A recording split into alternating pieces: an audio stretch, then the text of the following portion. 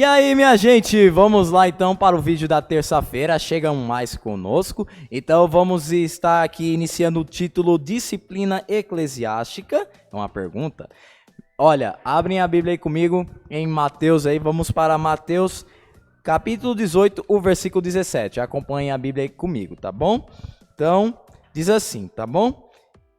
E se ele se recusar a ouvir essas pessoas, exponha o assunto à igreja. E se ele se recusar a ouvir também a igreja, considere-o como gentil e publicano. Como tratar um irmão que peca? É o título aqui de Mateus a partir do versículo 15 até o 20. Bruno, seguinte, então já dá um oi pro pessoal aí. Fala pessoal, tudo bem? É nóis aí, então sem o microfone não tem como dar o oi mesmo. Oi pessoal. Aê, agora sim, meu amigo. Aí sim, boa, boa. Então, é assim, a gente passa vergonha ao vivo mesmo, cara. Fica à vontade aí.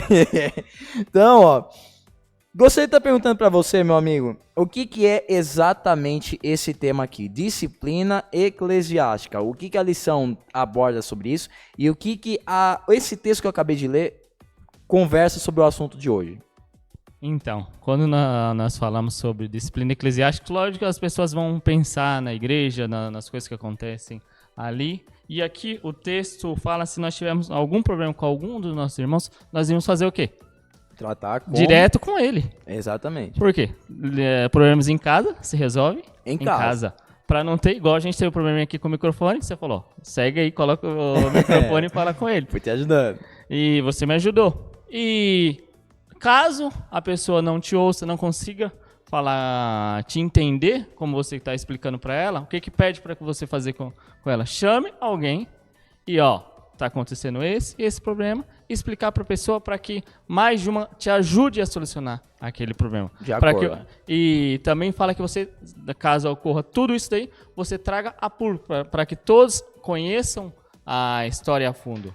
Porque às vezes acontece de só ouvir um lado da história. Então. E a gente vai ter um pré-julgamento. E a gente fala, não, esse está errado, esse vai estar certo. Não sei se você entende assim. Não, sim, correto. Você mesmo, você é ancião da igreja lá no Parque dos Camargos, né? Então, não sei se... Você está há quantos anos com o cargo de ancião? É esse ano? Primeiro ano. Primeiro ano. Você chegou a presenciar já essa questão de disciplina eclesiástica dentro da igreja ou não? Cara, eclesiástica assim, bem a fundo... Ainda não, né? Ainda não. A gente foge desses problemas. Ah, não, claro, com certeza. Mas, gente, mais ou menos a igreja adventista se comporta dessa forma, né? Então, a pessoa, por exemplo, cometeu alguma coisa aí que veio a público, geralmente é chamado, né, essa pessoa, e a pessoa que sofreu aquele ato, não sei, né, se envolveu mais de uma pessoa, aí se chama essa segunda pessoa, e durante uma conversa de comissão, né, é entendido o que aconteceu para se dar o veredito ali, se aquela pessoa precisa receber uma disciplina, que aí é o título de hoje. Disciplina eclesiástica. É basicamente quando, então, uma pessoa ela é disciplinada na igreja quando ela fez tipo uma coisa errada e ela passa por um período de reeducação, né, para que ela entenda o que ela fez de errado e ela se trate com Deus ou com as pessoas que ela cometeu tal ação. Eu estou errado? É mais ou menos isso? Não, você está certíssimo nessa sua colocação. Porque muitas vezes a gente entende que a disciplina serve para expor a pessoa em público, ou às vezes punir. E às vezes a gente tem esse entendimento de punição. E na verdade não é uma punição, é uma ajuda que você está dando, um tempo para a pessoa refletir naquilo que aconteceu e melhorar naquele aspecto que ela estava ruim. De acordo, cara. E além disso, a lição comenta aqui no final sobre a questão da liberdade religiosa. O que você, olhando o que a lição trouxe para nós, consegue definir sobre a palavra, né, esse título, liberdade religiosa? Cara, hoje a liberdade religiosa ela está muito bagunçada e a gente às vezes esse tema...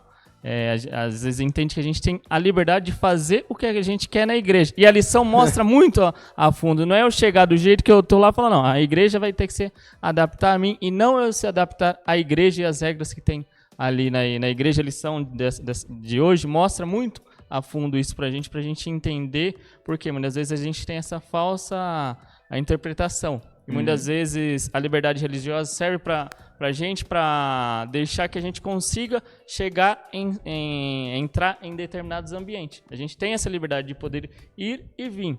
Hoje a gente é evangélico, a gente pode acessar outra igreja sem ferir os princípios que ali existem. De acordo, então a gente pode hoje prestar culto ao que eu quiser, eu posso frequentar o local que eu quiser, então a liberdade religiosa é isso, né? Você ter a liberdade mesmo, né, de estar frequentando locais que convém a você. Então, você, Bruno, não está na igreja adventista porque alguém te obrigou, porque alguém está te obrigando. Você tomou a sua decisão de estar presente lá e, com certeza, se você está tomando a decisão de estar presente lá, é porque você entende-se que aquele local vem tipo, junto com os princípios que você acredita. Então, agora, vamos supor, o camarada, ele acredita, sei lá, em outras coisas aí religiosas, aí ele quer frequentar a igreja X e quer que a igreja X se adapte ao que ele acredita. Isso aí também tá errado. Isso já foge da liberdade religiosa, pô. Aí você tá querendo, tipo, impor ali uma crença que é sua num ambiente que não é bem recebido com aquela crença. E o interessante nesse seu ponto de colocação que, às vezes, a liberdade ali não está sendo das outras pessoas, está sendo só a sua liberdade. E a gente às vezes, não, o que for importante para mim é o que eu vou seguir. E às vezes não é isso daí. A gente tem uma falsa sensação de poder ir e vir aonde a gente quer e fazer da maneira que a gente quer. E não é assim a liberdade religiosa. É isso aí, minha gente. Então, se você, por exemplo, está na igreja adventista, é porque você concorda com o que a igreja adventista pensa, né? Então, a igreja adventista tomou a atitude de fazer X, Y, tal coisa. Então você tá aqui, então você tem que aceitar, de certa forma, que os líderes acabam tomando algumas decisões. Por exemplo, você participa de comissão. Pô, se eu falto numa comissão, aí eu tenho que aceitar o que vocês votaram, poxa, não é assim, não gostei. Se vira, velho, você não veio, você não votou, não deu seu papo lá, então você tem que aceitar o que tá se falando. Então, ou você aceita, ou você não aceita, mais ou menos dessa forma que funciona. Ninguém é obrigado a nada de estar em um local que você não acredita naquilo. Então, se você está na igreja adventista, é porque você concorda com as coisas que estão se dizendo aqui na doutrina adventista. De acordo? Alguma coisa a complementar? Não. Acredito que era só isso mesmo. Então é isso aí, gente. Nos encontramos no vídeo de amanhã. Para quarta-feira. Tamo junto aí. Fica com Deus e até mais.